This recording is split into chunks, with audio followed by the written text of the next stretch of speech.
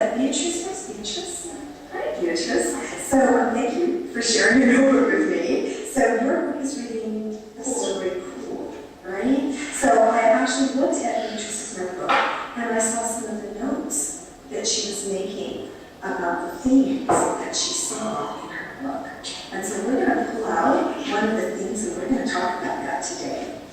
What I want to talk to you about today, because I noticed that you've worked on many different aspects of looking at books and theme. But the element that we're going to work on today is using your interpretation as a lens. And I actually learned lots of it. So this, in 5th grade, students do a lot of what you saw in the 2nd grade, but they also are involved in what's called a book club. So as adults, many of us are in book clubs, yeah? So children do the same thing. We teach them how to be a part of a book club. The level of the book that they're reading will vary. So in that 5th grade classroom, we had some students who were doing a book club in a book that was more of a 4th grade level, and some students that were working in books that were more 5th grade level, and some students that were working in books that were higher than that, okay? So they're grouped in book clubs according to their reading level, and they choose from a selection. So let's say the book club is about interpreting themes, which I think this book club is about. So the teacher chose a few books at different levels and offered them an option of 3 books. And then the students in the group talk about it, decide which one they're most interested in, and that's the one they work on in their book club. Okay? Book club lasts a couple of weeks during reading period. It's not for the whole year. It's only 1 unit that they work on. I think 5th grade actually has 2 book clubs that they have during the year. So in 4th grade you'll see it, in 5th grade you'll see it. Does anyone have a child in 3rd? 3rd, yeah. I think they start to do something like this. Yes, so they have 1 book club that they have during the year. So they're also involved. She told me about this, that they had the selection of Yes. books, and then she was very happy because they choose one that she liked. Great, that's great, yeah. So they're exposed to this approach. So the purpose of a book club is deeper analysis and meaning of a book, right? So in the other parts of the reading program, we teach phonics, we teach how to read new words, we teach grammar, we teach all different components of reading. And we teach comprehension also. But in a book club, the focus is deep analysis of a book, even in 3rd grade. Because by the end of 3rd grade, some of their books are longer and pretty complicated, right? So by 3rd grade, it's usually when we start they have their exposure to the first book club. So that's what you're seeing. So within the book club, even if the book may be 4th grade level, the lesson still applies to the level of text they're reading, all right? It may not be the same depth of a 5th grade book or a 6th grade book, but they can still practice those skills, all right? So I'm going to show just a little bit more, just so you get a feel for the mini lesson. So this is just turned out properly. I need glasses to help me read. So I want to remind you that once a reader has developed that idea, you're going to wear your interpretation like I'm wearing my glasses, just like the lenses that I have in my glasses. You're going to be reading and looking for more places that fit or change your idea. So I'm going to use this example with my husband. My husband is in America right now. He loves crossword puzzles. Does anybody in this classroom have ever worked on crossword puzzles? Okay, I see some hands up, right? So when he does a crossword puzzle, he uses a pencil. And he puts some words in the crossword puzzle, and sometimes he goes back and he erases, and he changes the words that he's put in the crossword puzzle. Have any of you had that experience before? Yeah. So he kind of shifts his idea and shifts his thinking as he's creating this crossword puzzle. It's the same with our themes. That's what we call them theories. We're collecting evidence to support our theme, and we're going to read and get information and revise as we see things. So I'm going to hold this idea in my mind as I reread a part of Homework I've ready for you. So I know that you've already read this book with Mr. Bearden, and I'm going to reread on page 150 where Keck is thinking about America and how hard life is for so many people in the world, and how different their life is in other parts of the world than it is in America. So I'm going to read it. So what I do is I read an example, and That's what they were reading. one of the groups was reading this book. This one, like a big novel. Like Yeah, that's fifth grade. Yeah, it's pretty comprehensive, right? So I'm looking for a specific point in the lesson to share with you. Okay, pass this out. Oops, sorry about that. So one of the sentence starters that you heard me use when I was telling you about this was, remember earlier in the story, one example of this is, and when I read a section to you from the book that demonstrated for me that life was hard. So you can use some of these sentence starters as you're talking to your partner. Mr. Rudy tells me that you do a great job talking to each other about your reflections about the books. Thank you. So you can use any of these sentences, or you can use some others. I'm going to give you 1 minute to talk to your partner and find some examples of life is hard in this particular section.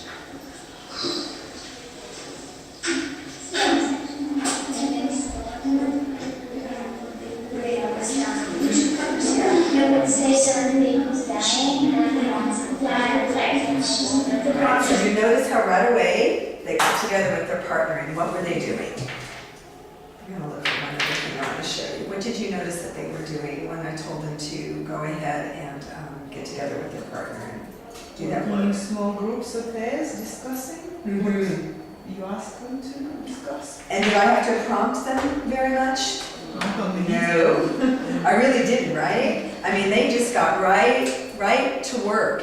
And you notice those two girls that we put the camera on. I mean, we could have put the camera on anybody in that group, because they are so accustomed to working and talking with each other about what they're reading and why they're reading it, that they really didn't need me to assist them with that. Now, I knew that in talking with their teacher. I knew that they were very good at that. But did you hear what I said, what I was giving them? I was handing something to them. Did you hear anything about that? Did you hear what that was? What I gave them was I gave them some sentences they could use, right? So even though we want our children to, even though they have experience, sometimes they need examples. They need examples of how to have a conversation about books. So we give them some sentences, and I was telling them to use evidence from the book. So they can't just have a theory and just think it. I have this theory because I read this or I read that. So they're using evidence, right? I'm going to show you one more, just a little bit of a discussion. This is also a fifth grade classroom. Might be fourth, but it's fourth or fifth, where they're having a book club discussion. I think it's a fourth or a fifth grade. Guys, didn't we make a whole challenge? We did this the whole time. He was 6 years old when his mom and dad, so he was changed. She was all he had. And because Bud had no father, he was on his own. He went to this home as a 6-year-old. No friends, no mother, no father. But these clues from his mother.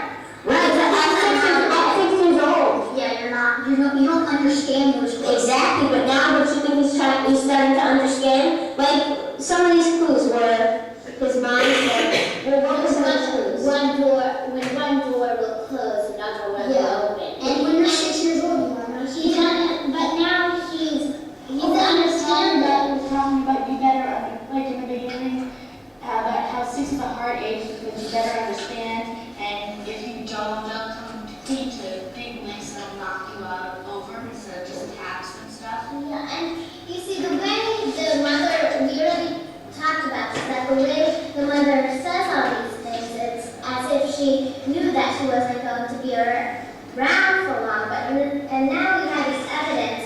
I don't remember where, but he said actually straight out that I think my mother didn't know knew she wasn't going to be around for a long time. And so Just don't worry. Don't worry. I'll tell you this. Don't worry. I'll tell you all this when you're older. he knows Okay, I'm not gonna show you the whole thing, but what did you notice in that video? What were the children, what did you notice? They know the book. They read the book, they are discussing, yes, this is very good because they have to read the book, yes. Yes. And it's good because they are discussing, they are showing their points of views and they are showing evidence. She said, I have evidence, I don't know where, but I read it. And so what did they all start to do when she said that? Trying to find They were it. trying to find it, right? They were all looking in the book. Oh, that's right, that was that part. So the teacher was not leading this group. Yes. These were all students. Not all the groups are able to run independently always.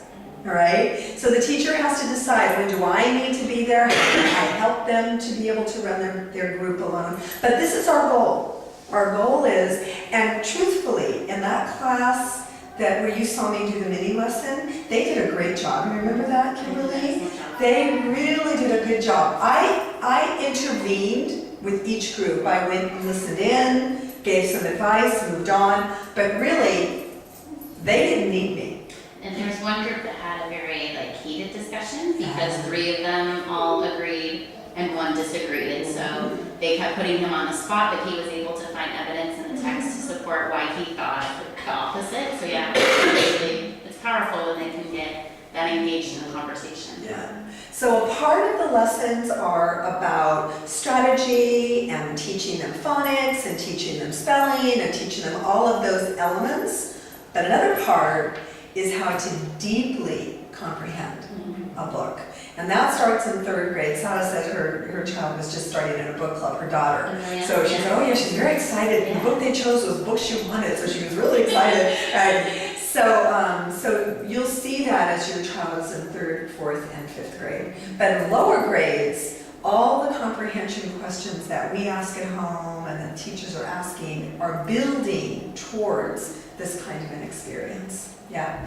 So things that you can do at home is building a positive attitude about reading. I think you were talking about enjoyment, right? And children reading, or maybe it was the woman next to you, about children reading for enjoyment. We definitely want to build that enjoyment of reading. And a part of that is being sure that the books that children have in their hands are books that are at their independent level.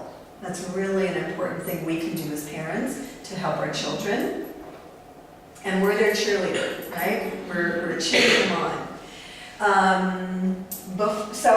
When we're looking at their writing, a really important thing is you definitely can work on spelling and grammar. We're not telling you that you can't. But first, we want to compliment them on whatever the message is that they have in their writing. Right? We want to give them, remember how the teacher in the conference, the first thing that she did was she found something good in that child's reading and gave them a compliment. And that's a really good thing for you to do when you're working with your children. Compliment and then teach. And then model, demonstrate, give them practice. And then again, compliment and then teach, demonstrate, model. It's a really good thing that you can do very, very simply at home. And we talked about this. Reading is more than just sounding out the words. You were saying your daughter's sounding them out, but you want to be sure she has that comprehension. Reading is about making meaning. Comprehension is a vital aspect of learning to read. Tell them stories. And this is something that you can do in your first language. You don't have to do this in English. All the stories that you tell them in Russian and Ukrainian really helps build their source of things to write about.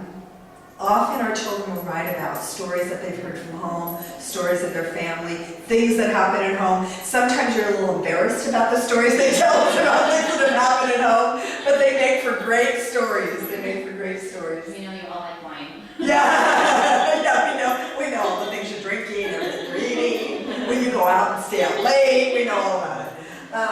Have your children write grocery lists and to-do lists and plans for the day. and let them just write it in the printing and the order of letters that make sense to them. Your children, I think, are a lot younger. You have children that are in the 4-year-old and the kindergarten program. Their spelling is not going to be conventional initially, right? They're going to make some mistakes. But if they can read it to you and you can read it, then you're going to compliment them on that ability. Their teacher's going to help that spelling to improve over the year. They're going to teach specific lessons around that. But if you can read it, you can figure out what it says, then we want to compliment them on that. Some families have a journal that they do each week, and they list things that have happened in their family, and children can keep that journal. Have them write emails or letters. I know we don't send letters very much anymore, but I like getting something in print. I don't know about you. And just writing a card to a family member, and be sure that your family members know, especially for younger children, it might just be an illustration of something and 1 or 2 words about that. Prepare your family that the spelling may not be correct, but that we are in the process of learning. And I can't imagine any family member that wouldn't be happy to get an illustration with a couple of words on there, right? I want to ask you one thing. When they are writing about the book, that's like homework, how they, if they don't know how to write the words, like the spelling, what is the best? So a good strategy to use is, can you find that word in a book somewhere? Do you know where that word is? Let's see if we can find it in a book and you can copy it from a book. Or, what sounds do you hear? We hear this, okay, write down those sounds and then move on. Don't let them get too stuck in wanting that first writing of the word to be correct. Give them the opportunity to sound it out or find the word in a book and copy it and then move on. What we want them to get in the habit of doing, just like we do as adults, is we get our ideas down first. And then we go back and we revise and we edit. Now, because we're better spellers than our children, we're going to spell words that are going to be mostly correct, right? Often what we do is we revise the order of words, or we replace a word. But for children, they're actually using conventional spelling and noticing when a word isn't spelled correctly. But we don't want them to get too stuck. Yeah? So we just want them to, we want to encourage them to get some sounds down and move on. As in my case, one of these goals in this three-way conference is to spell in the words better. Yes. And now what she's using, that I noticed, when she's doing homework, we have this Alexa. Yes. You know? And she loves me to Alexa. How do you spell? And she's improving. That's so smart. Now I see that she's doing correctly. She Right. asks, sometimes I mean, Alexa, can you tell me how to spell this word? And she's writing that is working. Yeah. And you know, one of the keys to improving your spelling is knowing that a word is spelled wrong. Yes, and she knows that she asks me to. Yeah, that's really important. Makes my whole day with that story.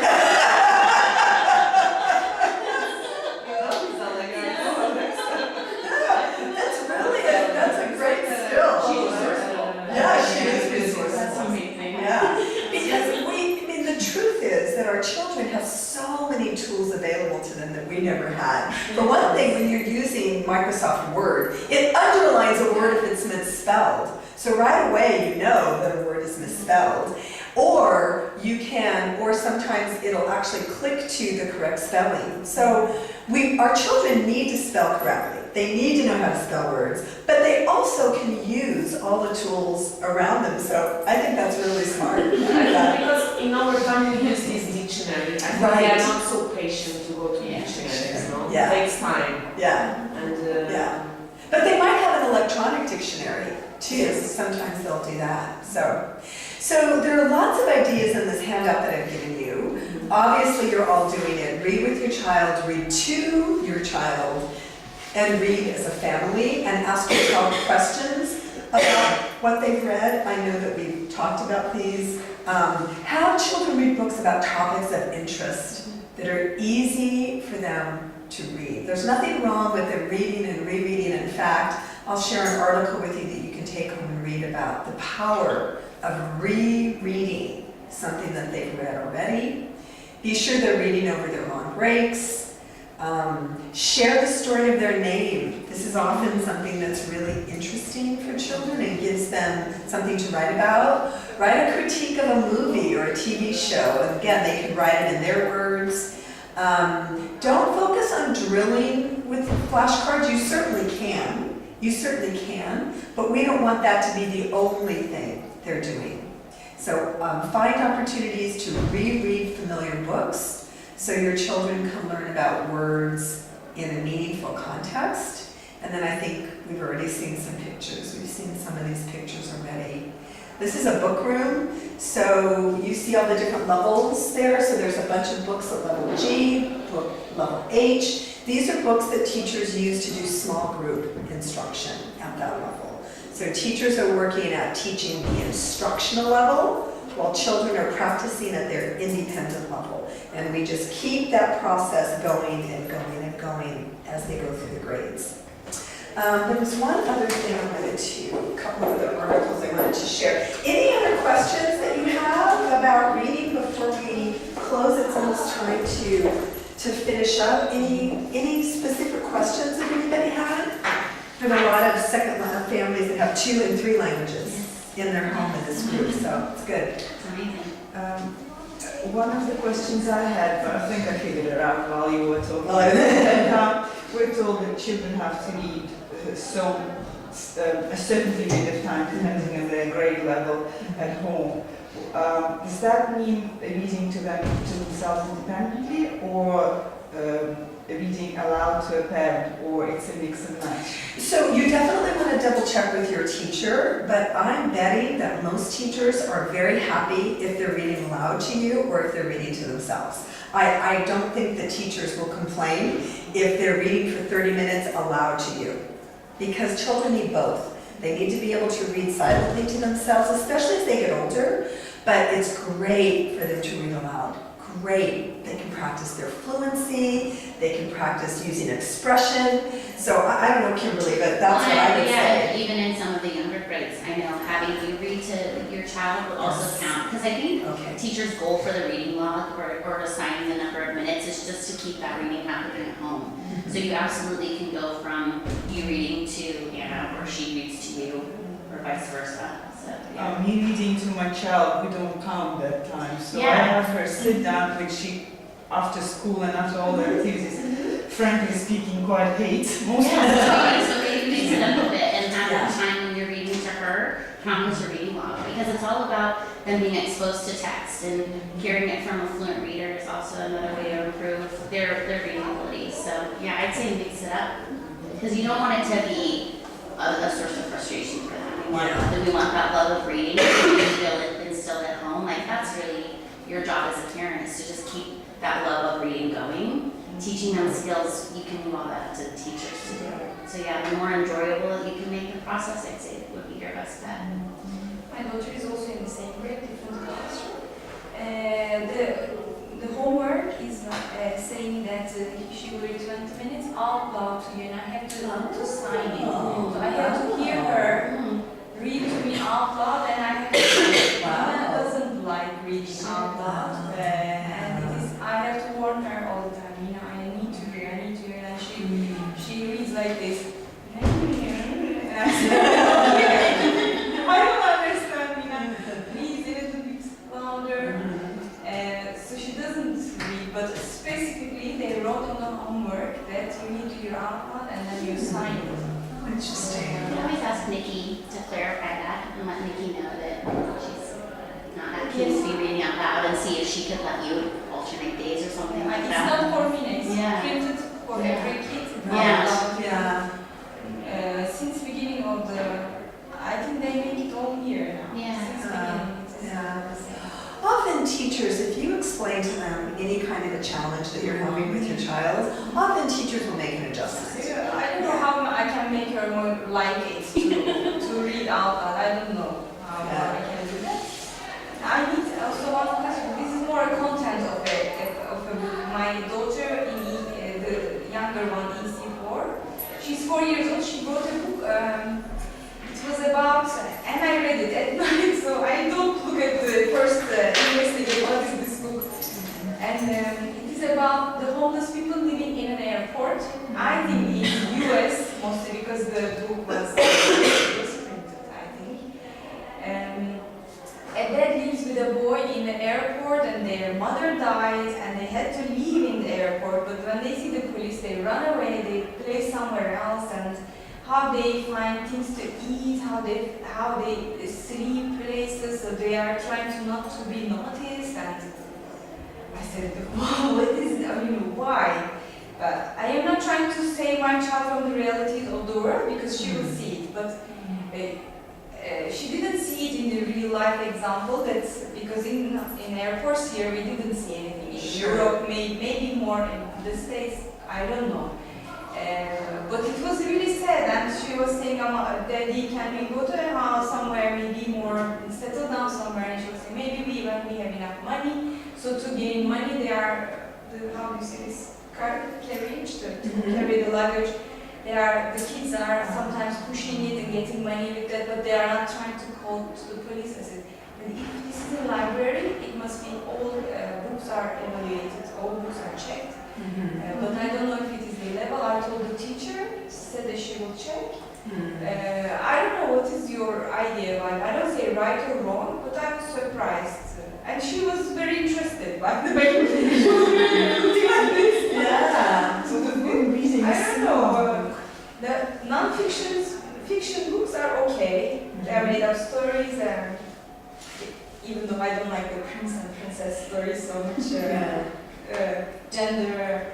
But when it is non-fiction, the real life things, sometimes these kind of things come up. And I don't know what to do. Shall I read it? Shall I keep it and read it? She's 4 years old. You know, I often hear these questions from parents, and my best advice to you is that you follow the lead your child is giving you. If your child is interested in some of these topics, then there must be, she must be a very sensitive and empathetic person. And so social issues interest her. So of course as a parent you want to be monitoring that. You don't want her exposed to something that she's too young to be exposed to. But otherwise, you kind of take her lead. And if it's something that she's interested in and you're comfortable with that, then I would answer her questions and explore those books that she's choosing. With that in mind though, we also want our children to be exposed to many different kinds of books. So maybe some of her books are in those topics, but you want to encourage her to also explore other kinds of books as well. But I always would take their lead. For some reason, this is interesting her. So there's something in her brain that she's trying to figure out. Yes. Yeah, which is a beautiful thing. Yes. If I find out what is in her brain, you can let us know. That's also the philosophy of Pam, our librarian. I mean, she really lets them choose books that interest them. Like she this can doesn't. come back as nightmares. Yeah. Not Yeah. trusting, Right. your mom dies and the whole Absolutely. Right. the job, everything can happen. Yeah. Anytime. Yeah. So what is the balance? I'm trying to solve. Of course, I say these kind of things can happen, but there are governments helping these people, and I give examples like this. And maybe Pam can help you to find books on the same topic that are a little bit more upbeat, right? She's really knowledgeable, actually, and she really knows the collection. So she can help to steer you and your daughter towards books that maybe are similar topics, but more upbeat, a more positive message. What's your opinion on reading, like being stuck on reading a series of books? Yeah. I found this series of books, it's got 18 books, Are you especially reading Magic Tree House? Chemistry Cursed Academy. 13. I love this book. I bought a 7. It's about 12 to 13 teenage girls with all the boyfriends and all that stuff, but it's also about horse riding, which my daughter is particularly very partial to. But again, this is narrowing her exposure to a broad choice. Right. Okay, we will be finished with this series. But then she will switch to another series. Should we alternate it somehow or not? So the benefit of a series and having children read a series is that usually that series of books is all at about the same reading level. So you know that students are reading a book that is at their reading level. So that's a good thing, right? That makes it easy for us as parents to monitor. The second thing is that it helps them